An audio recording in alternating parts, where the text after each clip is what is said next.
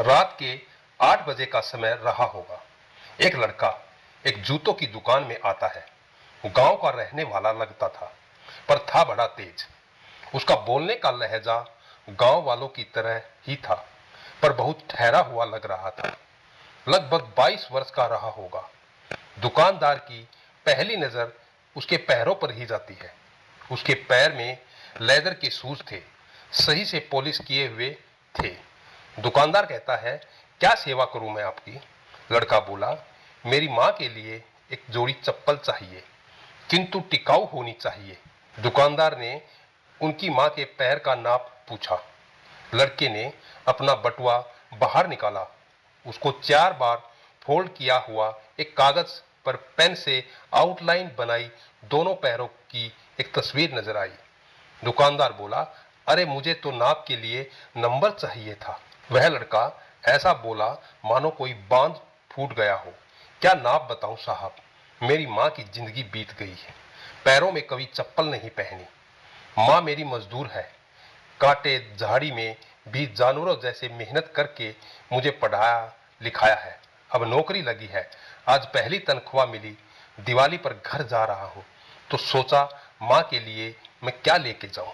तो मन में आया कि अपनी पहली तनख्वाह से मां के लिए चप्पल लेकर जाऊं। दुकानदार ने अच्छी और टिकाऊ चप्पल दिखाई, जिसकी कीमत 800 रुपये थी।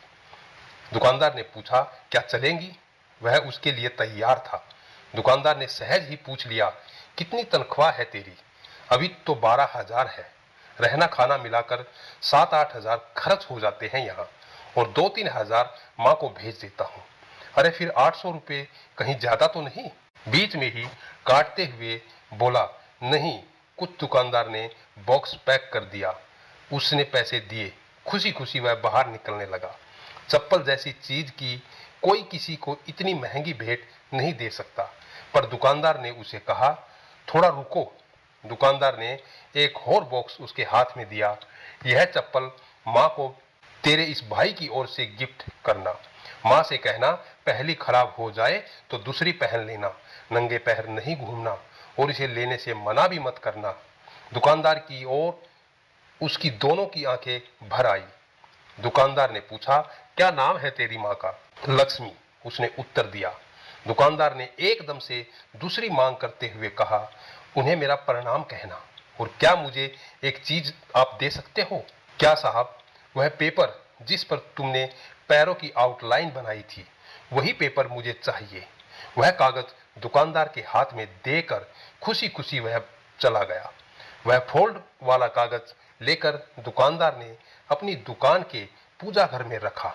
दुकान के पूजा घर में कागज को रखते हुए दुकानदार के बच्चों ने देख लिया था, और उन्होंने पूछ लिया कि ये क्या है पापा? दुकानदार ने लंबी सांस लेकर अपने बच्चों से बोला, बेटा ये लक्ष्मी जी के पैर हैं।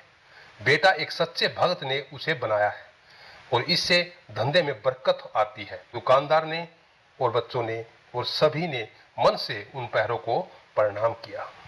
दोस्तों, आज की ये कहानी गरीब माँ का अमीर बेटा आपको कैसी लगी? अगर कहानी अच्छी लगी है तो आप अपने इस चैनल को सब्सक्राइब करना, वीडियो को लाइक करना, शेयर करना और कमेंट करके जरूर बताना दोस्तों।